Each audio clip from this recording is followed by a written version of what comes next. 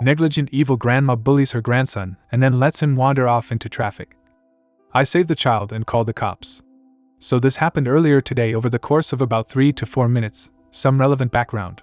I broke my ankle and a few toes, on opposite feet, weeks ago. My cast was removed 3 weeks ago, so I'm mobile and now down to using one crutch, mostly for balance. This has meant that my brother has been chauffeuring me around everywhere, including to and from work. He was running late today, so I wobbled my way down to a supermarket to grab milk, etc., and told him to pick me up outside the store at the little pickup/drop-off point by the entrance. So I was sitting on the bench outside the store when a wild Emile appeared, with her DIL and grandkid. I'm not sure how old the kid was. I'm no good at judging kids' ages, but based on her stream of babbling, I don't think she could speak just yet. She was sitting in the little chair thing in the trolley and seemed to be quite happy. Emile was an older woman who was walking slowly but seemed to be fine. DL parked the trolley and kid beside me and told Emile to wait here. She'll go get the car, so Emile didn't have to walk across the car park. From what I got from the conversation, Emile had been moaning about her feet and wanted to sit down. DL was trying to get her to sit on the bench and Emile was martyring herself.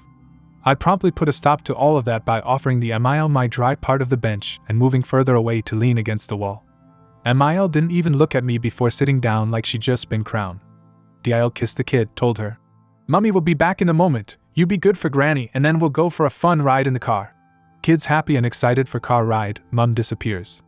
As soon as DL was out of earshot, the Emile tuned to the kid and said, "You're such a bad little girl. See, Mummy's leaving you here. She's gone without you. No car for you." Cute kid bursting into tears and screaming for her mum. I'm not sure how much the kid understood of what the Emile had said. It may have been all, or she could have just understood the "no car" part. Either way, it was a shitty thing to say to your grandchild, or any child tbh. I looked right at her and gave her the raised eyebrow look and some serious glaring, which probably gave away the fact that I'd hurt her. She completely changed her tune, loudly telling the kid that she was only joking, and "Mommy will be right back," etc. This didn't really have much effect on the kid, and she was working herself into a right state, so the Emile decided to take her out of the trolley seat. She plunked the screaming kid on her feet, then turned back to sit on the bench. Guys, this kid could have given Usain Bolt a run for his money. The moment she had her, not particularly stable, balance, she made a run for it, screaming for her mummy. Straight towards the road. There was about 15 feet between the road and me, still leaning against the wall, and about half that between the kid and the road. In the time it took for me to realize the kid was heading for the road and that Emile hadn't seen a thing, the kid had made it past the bollard. There are bollards outside shops in the UK. I'm not sure why, but I have theories. I have never moved so fast in my life. I managed to grab the kid and make it back to the pavement before my ankle realized that a full sprint this soon was not a good idea. Neither of my legs were interested in supporting me after that, so I just sort of crumpled into a heap on the pavement with this kid. The next thing I know, the DIL is there taking the kid from me. It was her car that she'd run in front of. DIL was crying, the kid was crying, I was crying, it fudging hurt, and Emile was still sitting on the bench. Anyway, I blame it on the adrenaline/pain because normally I wouldn't get involved, but I told the DIL exactly what had happened, all of it, even what Emile had said to the kid. When I left, DIL was still screaming at her Emile. Update 1. Firstly, the ankle, it's sore, swollen and bruised, but thankfully not rebroken. Doctor says it's badly sprained and will set my recovery back, but I don't need to go back in the cast, yay. So, because I had an appointment with my physio this morning, I decided wait for that instead of heading to A&E last night. Long story short, my physio was convinced my ankle had rebroken and sent me up to X-ray. Physio department is in the hospital. A nurse/porter, I'm not sure what she was, stuck me in a wheelchair to take me and we got chatting. Nurse: "So how did you manage to hurt yourself this time around?" Me: "Oh, I chased after a kid that ran into traffic." Nurse: "My God, how did that happen? When was this?" Me: "Yesterday." Gets ready to tell the story. Nurse: "Wait, was this at supermarket at address?" Me: "Yeah." Nurse: "Oh my God, that was my niece. The Emile is her mother." Apparently her Asile, so the DIL from yesterday, took off and left her Emile, the nurse's mother, at the store yesterday. She's pretty sure her brother and her Asile are now NC, as her Asile has been pushing for NC, but her brother, DIL's husband, is a mama's boy, and had been reluctant. She's already NC with her mother after she caught her intentionally pinching her newborn. She also told me that her niece is fine, but her Asile got a big fright. So there you go, it's a damn small world. I had 100 questions for her but thought that might be a bit rude. I'm not sure if I'll run into her again. It wasn't really clear where in the hospital she worked, or what she actually does, but you never know. Update 2. I really didn't expect to have an update for this again. I was pretty sure it was all over. I was wrong. I had another physio appointment today and ran into the kid's aunt again. It turns out she's training to be a physio, so I'll probably see her a lot. After my appointment, she asked if she could talk to me, so we had a sit down and a chat. Turns out insane Granny has gone completely bananas. She's apparently got enough sense about her to realize that the kid's mom now has a damn good reason to go and see along with the kid, and can now probably convince her husband, kid's dad, to go and see too. So, knowing she is probably about to be cut off, she made a preemptive strike against the kid's mom and dad. She called the police and told them about the incident in my original post, except she completely changed the story. According to her, the kid's mom was being mean and neglectful to the kid, and insane Granny called her out on it, which evolved into an argument. While they were arguing, the kid ran off into the road. Insane Granny noticed and ran after her. The kid's mom then snatched the kid from Granny and left Granny at the store. No mention of me. Based on how quickly things have moved, they think that insane Granny told the police this story on the day of the incident, if not the day after. I'm not sure what the rules are around the world, but here, in Scotland, the police have to investigate, and they also have to inform social services, who then have to do an initial assessment, talking to the kid's school, DR, etc. Basically, there are a few compulsory boxes to be ticked before deciding whether or not to carry out a more in-depth investigation, and there isn't much you can do to stop it. So the police dropped in to visit the kid's mom and dad last Thursday. The kid's mom told her version of events but couldn't really give much specifics as she wasn't really there. She only really knew what I told her. So the police, and presumably social services, now have two conflicting reports, one of which claims the involvement of a third party, me. The next day they received notice that social services would be in touch. This has all lit a fire under the kid's dad's ass, and he confronted insane Granny. The highlights, told to me at least, include: her end game is to get custody of the kid. She hopes the kid's mom will be jailed. She admitted to lying to the police but is confident the kid's mom can't prove what actually happened because there's no way she'd be able to find me to corroborate. The kid's aunt was told all this over the weekend, and while everyone seems to be sure that both the police and social services won't find any problems, they're understandably nervous.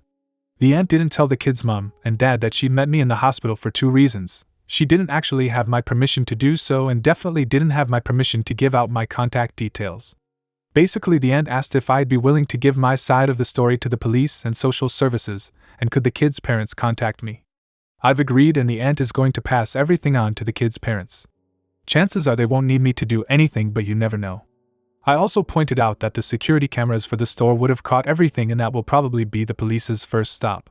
So the drama continues. Update 3. So things have gotten interesting. The kid's mom contacted me and we met up for coffee yesterday. She's a really nice lady who is under a lot of stress. I told her about this online community, and she said she'd have a browse, though I have no idea if she was just being polite or not. She ended up a bit of a ranting mess, but I don't blame her, to be honest. She did clear up a few things though, the big one being that the insane Granny didn't call the police, she called a friend of hers who works in the social services. Insane Granny gave this social services friend her version of events, and the friend officially reported the kid's mom. That's how the police became involved. Social services contacted them as they, most likely spearheaded by the social services friend, though this is speculation on the kid's parents' part, believed the kid to be in immediate danger. The police have found that the kid is in no immediate danger, but they're still investigating what happened at the store. I'm going to give them my statement at some point next week, and that should hopefully be the end of it. Social service, on the other hand, is a totally different can of worms. Regardless of how they got involved, they still have to do an initial assessment, and will also be investigating the incident at the store. From what the kid's mom told me, insane Granny's social service friend is either pushing everything or is actually in charge of the investigation. So far, the social service friend has mostly been doing her job, though rather invasively. She's allowed to speak to all of the kid's parents' neighbors, coworkers, the kid's school, and the kid's doctor. What she isn't allowed to do is show up at the kid's parents' house with insane Granny to try to force a reconciliation. Apparently, insane Granny really went for it with the manipulation and gaslighting in front of the social services friend. She seems to be trying to make the kid's mom look like the insane one. Between bouts of fake crying, she acted concerned about the kid's mom's mental state, saying she must be hallucinating because she is remembering the incident wrong. Said that the kid should be placed in her, insane Granny's, care until all this nonsense is sorted. Asked her son, the kid's dad, how the divorce proceedings are going. They are not divorcing. She was trying to make it look like they are to her friend. told the kid's mom that she was glad she was feeling well enough to clean the house and asked her if she'd managed to feed the kid today. When the parents pulled out their trump card, the fact that Aunt is, and now they're, in contact with me, she started fake crying and asking why Aunt and kid's mom are lying to everyone. That the kid's mom had dragged Aunt into her delusion and that she, the kid's mom, needs help. Then she turned to the social services friend and told her that Aunt and kid's mom must be paying some poor homeless girl or student to lie for her. I totally called that BTW. I knew she was going to accuse me of lying or something similar. At this point, the kid's mom admits she lost it at Insane Granny and was screaming at her to leave. This was convincing enough for the social service friend, and apparently the kid's dad, to suggest to the kid's dad that he might want to have the kid's mom sectioned, committed to a psychiatric facility. Once the social service friend and Insane Granny left, the kid's parents argued. The gist of it being that the kid's dad was sort of taken in by his mother's, Insane Granny's, claims. She didn't tell me much about that, just that he's sleeping in the guest room now. I offered to speak to him, but she, rightly I suppose, thinks he should trust her without outside input. I've advised her to contact social services herself and give them my contact information so there's an official paper trail and Insane Granny's social worker friend can't claim she didn't know anything about me. I've also told her to make a complaint about social services friend, but she's nervous that doing so right now would make things worse. So that's where we are right now.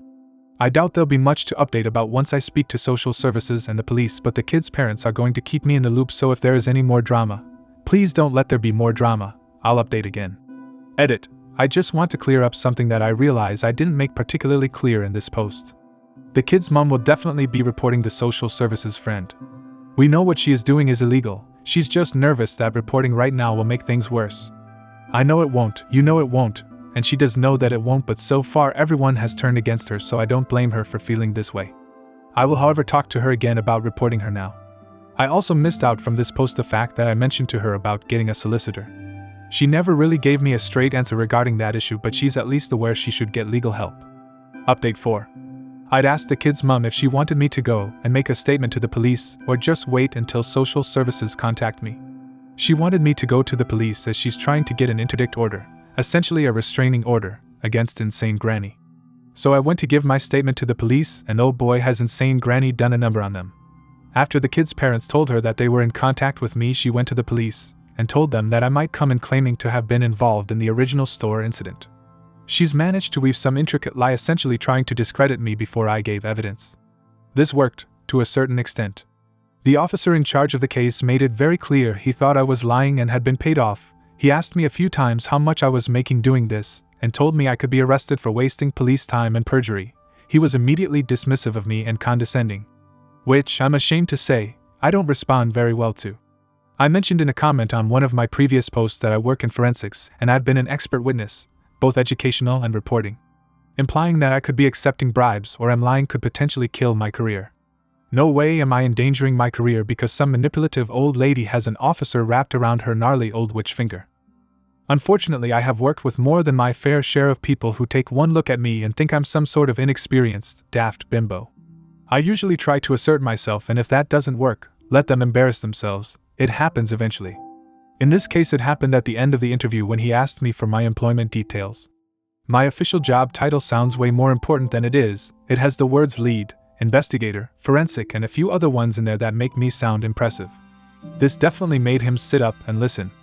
I'm not gonna lie, I kinda chewed him out a bit. Though he mostly realized himself that he'd fudged up, he'd allowed himself to be completely manipulated by Insane Granny, and I pointed out that it's pure luck that what I do for a living comes with a lot of credibility. What would have happened if I had been some poor student or someone uncomfortable in this type of situation, or heck, anyone else?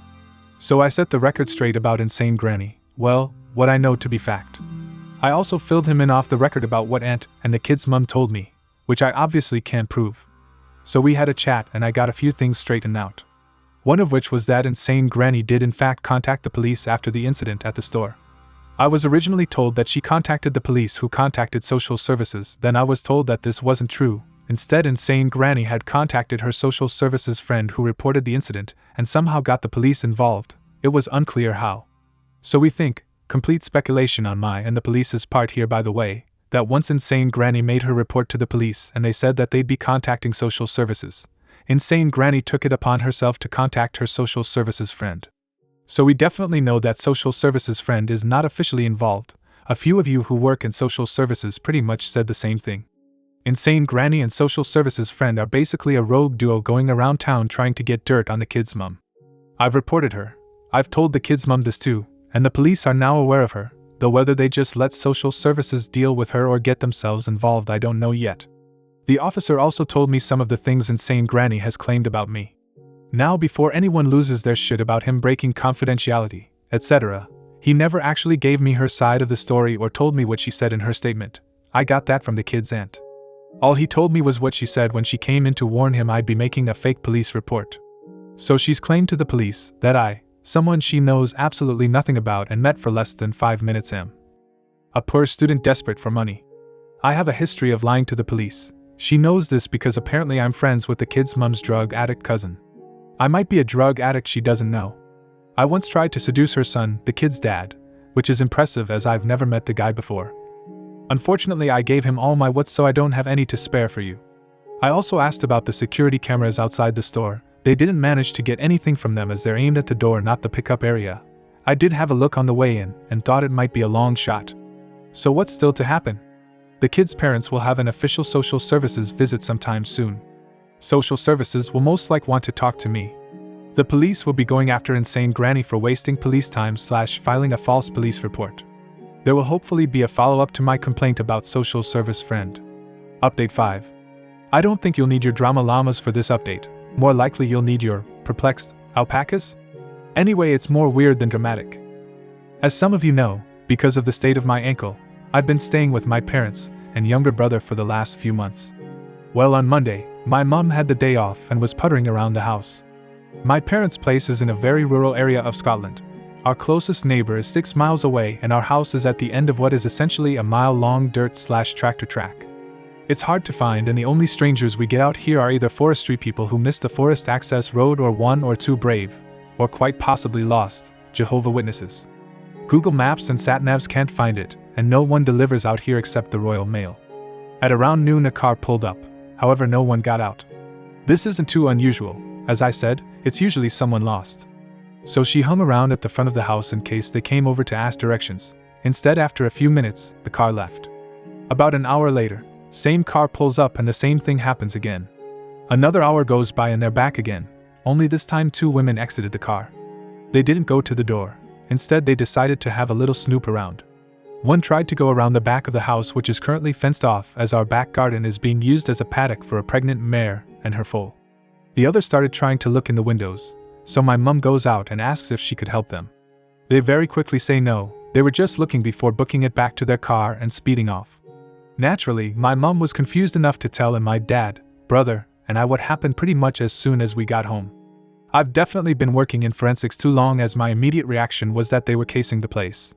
Now, we have security cameras. They're not for the house or security.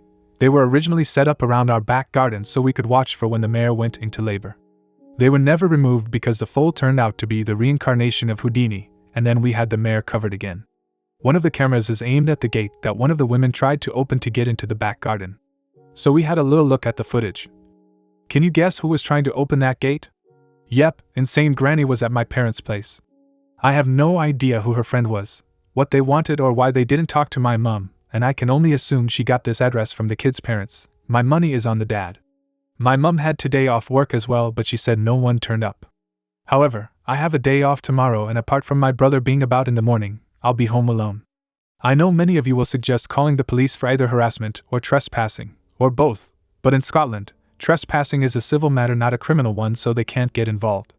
There are laws regarding trespassing, but they're mostly to do with squatting, and Scotland has a lot of public access laws which essentially let people go wherever they want in regards to the rural areas.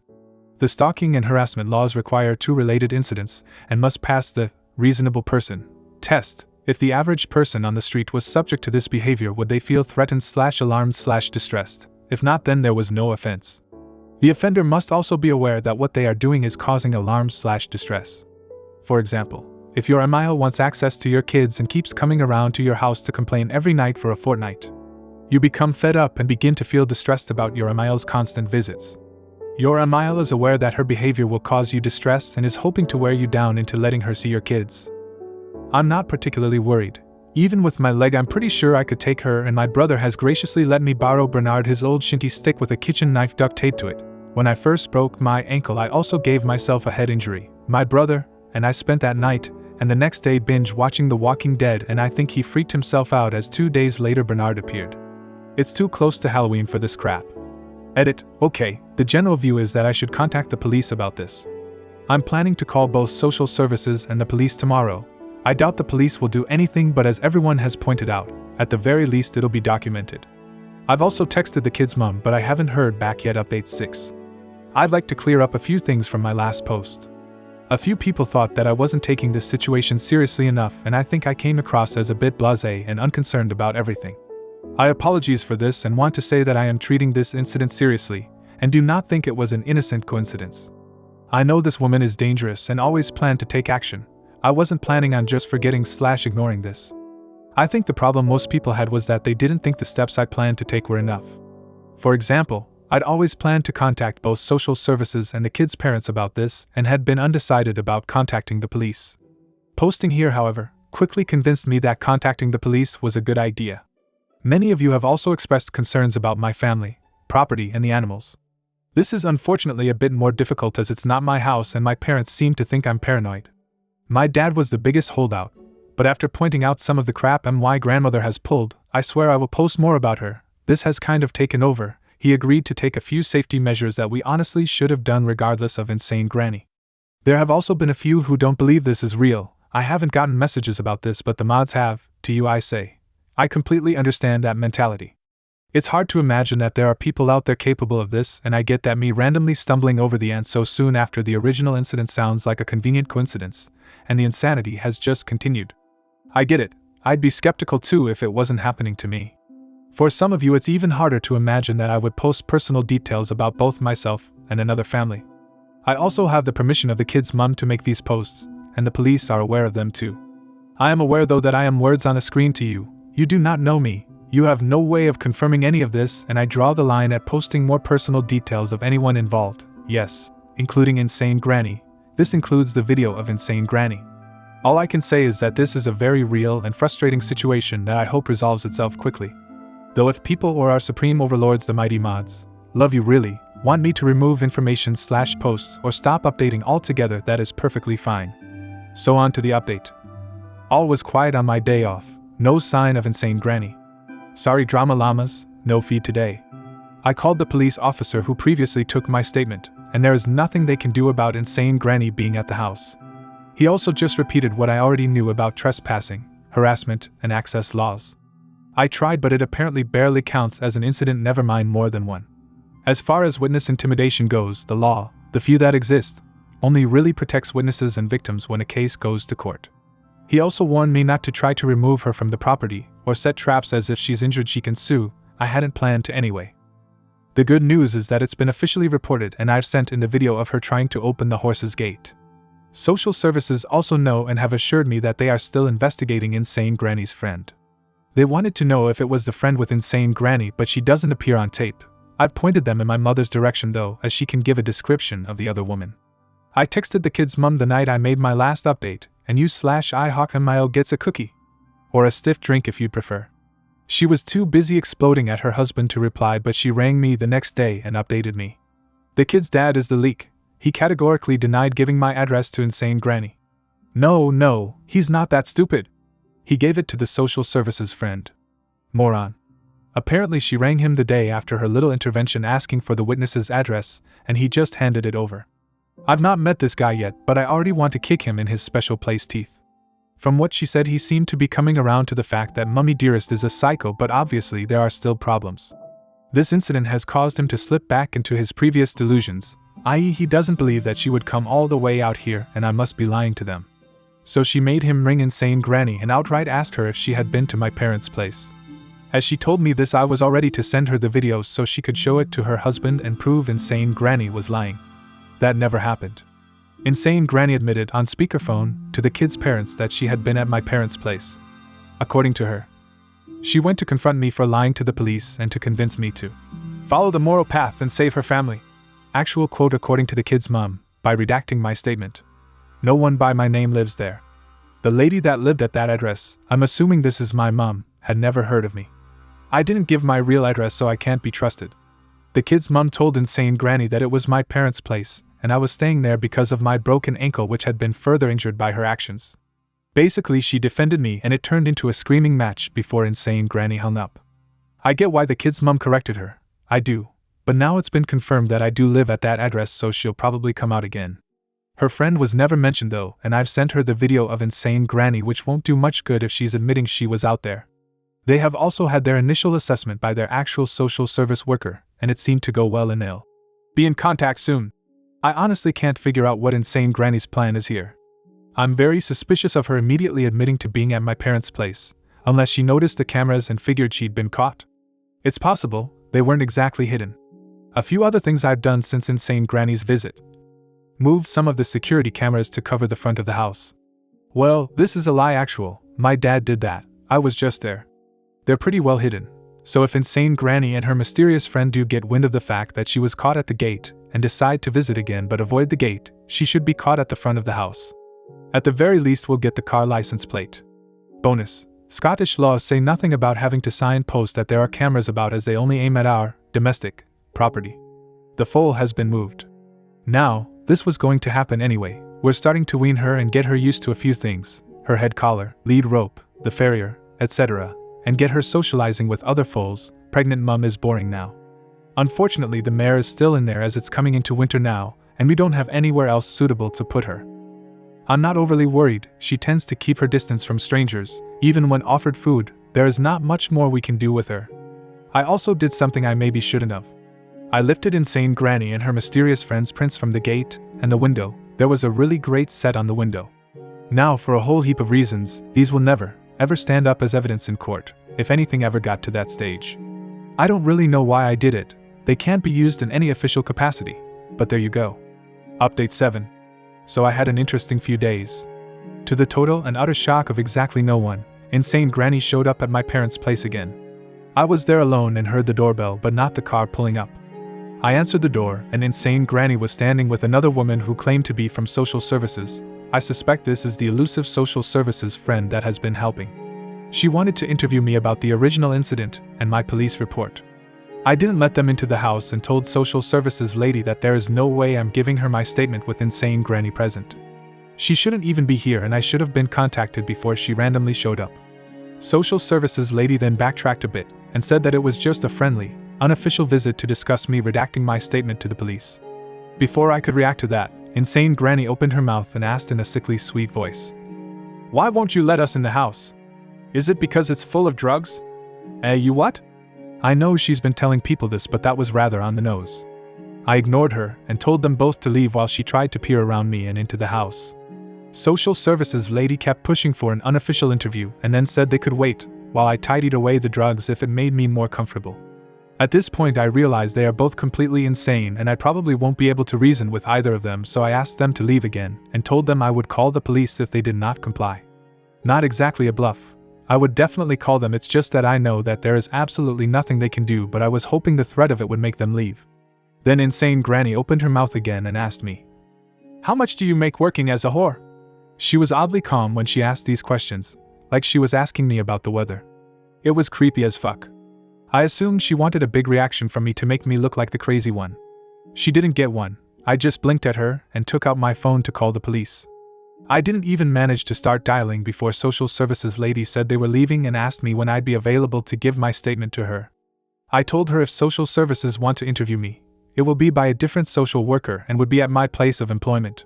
Then I gave her my business card. My purse was just inside the door. That shut her up and she started to walk back to her car. Insane Granny, however, wasn't happy that social services lady wanted to leave. She suddenly went from creepy calm and sweet to screaming at me. She had a proper tantrum too, stomping her feet and flinging her body about. She even started kicking one of my mum's planters, repeatedly. I don't know if she was trying to break it or kick it over, but she just kept ramming her foot into it while screaming that I'm a lying little bitch, taking her baby away from her. Scum. Trying to ruin her life. Just like the kid's mum. A whore and a slut. I just turned around, went into the house and closed the door on her. I could see from the window that social services lady had pulled insane Granny back to the car. They sat there for a few minutes talking before Insane Granny just lost her shit in the car. I have no idea what she was saying, but she was banging her fists on the dash and throwing herself about. The car was actually shaking. 2 minutes later they pulled away. And I have the entire episode on tape. I rang the police officer I'd been dealing with and met with him yesterday to report this and give him the tape. This definitely goes down as an incident of harassment, and I've spoken to HR at work who are setting up a meeting for me with the solicitor. I've also complained to social services again and updated the kids' parents. I also saw on the tape that before they rang the doorbell they went snooping again, not near the horse this time, but they were looking in the windows again. I'm not sure what will happen with this. I'm hoping social services lady has come to her senses and dumps Insane Granny's ass, or she tries it at my work, which won't go well for her at all. Update 8. So I only found out about this today, and I'm writing it up in the middle of a staff meeting, so bear with me. I rang the kid's mom on the way into work, and it just all came out. She was too upset, and it's too early in the process yet to answer a lot of questions. So basically I know what you know, or are about to know. Firstly, I met with a solicitor through work. I've had to do it this way in case Insane Granny attempts to approach me while I'm at a crime scene. He doesn't think there is enough for a non-harassment order, but he's going to try anyway. This isn't costing me anything, so he can do what he wants. We've put a few safety measures/deterrents in place that I'm not going to mention here just in case. I rang the kid's mom this morning to update her about my solicitor, and she gave me an update on Insane Granny. Oh boy, is she living up to her name. She rang the kid's dad while he was at work last week and left a series of ranting messages. Most were about how she was done with all the petty fighting, how everything was kid's mom's fault, he never should have married her, etc. In one she told him she was putting her foot down, that they were leaving and that he should meet her at the airport as soon as he left work. He, in what I assume is a very rare moment of intelligence, I'm not a fan of this man, completely ignored her and instead went home after work. Any bets as to what he found when he got home? If you guessed a wide open front door and a ransacked house, you win a cookie and a stiff drink. If you guessed Insane Granny packing his clothes and belongings into suitcases, you win 2 cookies and a double shot of your stiff drink. If you guessed all of the kids' clothes and toys packed into Insane Granny's car along with the actual kid, you win 3 cookies and a triple shot. If you guessed all of the above, congratulations, you win a bakery and a pub. Yep, Insane Granny was still on the pickup list for the kids' nursery. Don't worry, this has been fixed, so she'd packed all her stuff, nicked the kid, used the hidden, spare key to get into the parents' house, packed her sons' and granddaughters' belongings, including their passports and birth certificates, and loaded up the car with the intent of heading to the airport and leaving the country. I'm not sure what the kid's dad's reaction was, but he did phone his wife, kid's mom, and tell her she didn't need to pick kid up from nursery. When she told me this, I believe my reaction was, "Oh, how fucking thoughtful of him." Then I rolled so hard they fell out and I lost them. So if you see them, nearsighted, blue, I'll pay for shipping. Anyway, kid's mom heard Insane Granny in the background of the phone call and got the story out of him. I think you all probably heard her roaring when she found out Insane Granny's plan. She immediately called the police while she sped her way home. The kid's mom pulled up before the police did, and she immediately got her kid out of Insane Granny's car. When she entered the house, Insane Granny lived up to her namesake and went insane at her. I wasn't given details about what she said, but there was apparently a lot of screaming about the kid's mom stealing her baby and ruining her life, etc. I've got no idea what the kid's dad was doing at this point. The police arrived and Insane Granny instantly shut up and became all sweet and calm. She pulled this act with me the last time I saw her. It's creepy as fuck. The police separated the kid's mom and Insane Granny to take statements, and once again Insane Granny lied to them. She claimed that the kid's dad had let her into the house and that she was helping him move out as the kid's parents were divorcing. I think she was expecting the kid's dad to just roll over and go along with her like usual. Instead, according to the kid's mom, he just looked really defeated and told the police, "No, that's not what happened." So Insane Granny was arrested for theft by housebreaking, which is basically breaking and entering, but Scotland is a special little snowflake and doesn't have breaking and entering. Instead we have housebreaking, which isn't illegal unless there was also intent to steal. We also don't have burglary. Instead we have robbery, which is theft with violence or the threat or violence, and we have theft, which is, well, theft. The kidnapping rules are also weird too. England and Wales have kidnapping laws, but Scotland has abduction laws, over the age of 12, and plagium laws, children under the age of 12. None of them count in this situation, as Insane Granny technically still had permission to pick the kid up from playgroup, and she took the kid to her primary residence. Yes, she planned to leave the country with her, but the fact that she planned for the kid's dad to come too, she even had a plane ticket for him, counts as having parental permission to take the child out of the country, as technically the kid would be in her dad's custody. Regardless if this was by design or not, she's very good at just skirting the edge of illegal and dancing about in the legally gray area. Anyway, she was charged and then released on bail, so she's still out there. Kid's dad seems to have seen the light though, which is good, and they've started cracking down on their security now too. She's been taken off the nursery pickup list. They're changing the locks, security cameras, the works. Oh, and social services got back to them and gave them the all clear. They're not taking their investigation any further. Edit. People are getting a bit pissy about the Scottish plagium laws, so I just want to clear up that insane granny bought 3 plane tickets. I'm not sure where to. One for her, one for the kid, and one for the kid's dad. Yes, she intended to flee the country with the kid, but the fact that she planned for/would have had the kid's dad with her means it isn't child abduction. This is true for many countries, not just Scotland. The presence of a parent who still has parental custody and parental rights means it's not abduction. It doesn't make it right or fair, but it's not illegal. Update 9. I mentioned last time that insane granny is out on bail. She's electronically tagged, has a curfew, and is not allowed any contact with the kid's parents, or the kid. This includes being near their house, workplaces, the kid's school, etc. She's also being charged with a few other things for some of her previous actions relating to me. I'm not going to actually say what these charges are, as the court rolls are public, so anonymity would be right out the window. This means she's not allowed to contact/be near me either. Yay. Personally, I'm hoping this is the end of it, but history has shown I'm not that lucky. The kid's parents are still together, though from what the kid's mom has said, this is only so the kid can have a nice Christmas. She seems to have the same problem that a lot of you here do. She thinks her husband is perfect in every way except for when it comes pretty much everything regarding his mother. But he's agreed to counseling, so we'll see what happens in the new year. I spoke to the aunt as well. She's completely on the kid's mom's side. She doesn't have anything nice to say about her brother, the kid's dad, right now. That said, she's been telling me some stories about their childhood, and I'm pretty sure insane granny is evil in its purest form. Social services friend has been struck off. I had an interview with their investigative committee or whoever and gave my witness statement. She has an interim order, so she can't work in any form of social services at all. I've no idea how long that lasts, but she was found to be a danger to the general public and service users, so I'm hoping a long time. I'll also be on her Disclosure Scotland, so I doubt she'll ever work with the vulnerable again. There will be a hearing sometime in the next 6 months or so that I'll be testifying at too. I think that's it really. We're keeping the security cameras around the house, and I'm actually moving back to my flat sometime in the new year, which I'm looking forward to. Final update. Okay, so the last time I left you, insane granny had been released on bail and wasn't allowed to contact the kid, her parents, or me. She didn't get a chance to contact the kid or her parents, as the kid's mum decided to visit her parents somewhere in Englandshire for the holidays. Kid's dad did go with them on the condition that if he, at any time, opened his mouth in defense of insane granny, kid's mum would file for divorce that day. They are still together, so he must have shut up. As far as I was concerned, this shit was over. The only problem I had was that when someone is electronically tagged, a condition of her bail, they need the addresses of the places they're not allowed to go so that they know not to go there.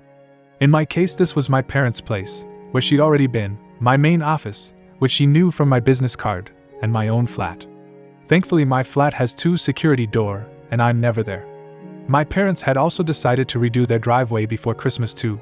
This was something they'd been planning for a while and decided just to do before they put in a security gate. As a result, their driveway was completely unusable, and the only access to the house was a long, unmarked tractor track that involved a bit of off-roading. Essentially, she couldn't get to me at home, and my workplace is basically a police station, so I was happy enough to think that, apart from court, I would never have to lay eyes on insane granny again. Yes, I know I'm a moron. Bail and being electronically tagged barely slowed insane granny down.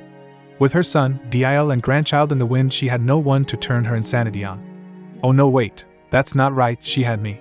You see, the building I work in is rather big and sprawling, has multiple entrances and a police station in front of it. As a result, the building also has multiple addresses. Because of my leg, I don't know if anyone remembers, but I broke it a while back. Being a moron, I haven't been driving to work, instead my brother has been dropping me off. This has meant that I've been entering and exiting the building through the police station instead of the lab entrance. The police station, which has a different address to the lab. I had no idea, but apparently this meant that nobody was notified when insane granny started parking herself across from the entrance to the police station. I never noticed her park there, nor did I notice when she started following me out to crime scenes. Yep, but it gets worse. Here's that seems like it's irrelevant, but actually it's relevant information I warned you about. Most of you know I work in a branch of forensics that deals with really dead people. Very few of our cases turn out to be criminal. The main case I was working at the time, still am actually, was such a case. It was in a rather rural area with multiple sets of remains found in a place where there should be human remains, just not quite in the situation they were found in. I know, be more vague OP, but think of something along the line of a funeral home fire. Nothing suspicious, and you'd expect to find remains in the debris. This was a similar situation. However, dead humans found in odd situation usually means there still has to be an investigation, just to make sure the remains are who they're supposed to be, that they're all accounted for, nobody was slipped in on the sly, etc. For a number of reasons it was decided that we, I, would just set up a mobile lab in an isolated building not far from the original scene, instead of moving everything to our lab. The building was similar to a town hall or a dance studio or something. It mostly consisted of one large room with two smaller storage rooms at the back. One room had a fire exit that could only be opened from the inside, and the other had a single door that we were using to get in and out of the building. The front of the building had a set of double doors that led into a small entryway with the toilets on either side, and another set of double doors in front that led to the big main room of the building that I worked in. Both sets of doors were unlocked so I could get equipment in and out. However, when I wasn't moving equipment, there was a police car parked in front of the doors and the area was roped off with police tape. I swear to fuck this is all relevant. While this wasn't an active crime scene, I was still working with forensic evidence, which technically belongs to Police Scotland/the crime lab, so I had 2 to 3 uniformed officers on rotation as security. I'm going to name them Officers 1 to 3. So there I am, working away by myself, when Officer 1 comes sprinting in telling me to drop everything and GTFO now. He actually hauled me out the last few feet as I apparently wasn't moving quickly enough. He dragged me out and around to the front of the building. I think you've all pretty much guessed who was there. Yeah, insane Granny was outside being insane. Or more accurately, she was kicking and screaming on the ground while Officers 2 and 3 tried to restrain her. So naturally, I stopped walking and start doing my best impression of a fish while my brain nopes the fuck out, and I vaguely hear the sound of an old dial-up modem as my brain tries, in vain, to reconnect with reality. Meanwhile, she's shrieking like a toddler and Officer 1 is basically dragging me under the police tape and across the road while talking about getting to a safe distance. Why exactly did we have to get to a safe distance?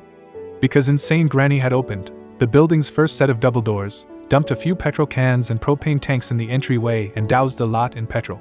The only reason the whole place hadn't gone up in flames, other than the fact that propane tanks come with safety valves so it's rather hard to explode them, was because Officer 3, who just pulled up for his shift, had caught her walking towards the front door from the right side of the building. When she saw him, she made a run for the front door, but he was faster. When he got to her, she had a lighter in her hands, and he could smell the fuel inside the building. That was enough for him to realize she was actually a threat, and not just some nosy bitch, so he took her down and dragged her away. This alerted Officer 2 to the situation. He was stationed outside the single side door around the side, and the two of them tried to restrain her while Officer 1, he'd been somewhere along the perimeter of the original scene, was sent to get me out. But what was she doing around the right side of the building? Parking her car up against the fire escape so it couldn't be opened. Yep, the bitch basically tried to trap me in a building and set fire to it. I'm not going to go into specifics here, but she fucked herself royally by trying to set that particular building on fire. Not only because she attempted to trap people, mainly me, but she didn't know who else was inside. But remember when I said it was being used as a mobile lab? Yeah, that meant it, officially, contained material that is still considered evidence in an ongoing police investigation. And she did this all while out on bail, elevating the charges to aggravated, and guaranteeing her a prison sentence measured in years. Also to add, a lot of people are asking about what she's being charged with, etc. This incident happened before Christmas, and her bail, for the original Biani charge, was immediately revoked, and she was denied bail for her second set of charges. In Scotland, if you're denied bail, your trial has to happen within 110 days, so the trials happen pretty fucking quickly. She is currently in prison. I'm not giving a list of charges. I have no idea if you'll be able to find her from that, but I'm not risking it. But yeah, they were serious. I'm also not giving her exact sentence for the same reason, but I will say that it was for over 3 years. Kid and Kid's parents were told about this incident the day it happened and were at the trial. They're still together. Kid's dad apologized to me a few times and he's not, as far as I'm aware, defending his mother anymore. I hope this cleared up a few things.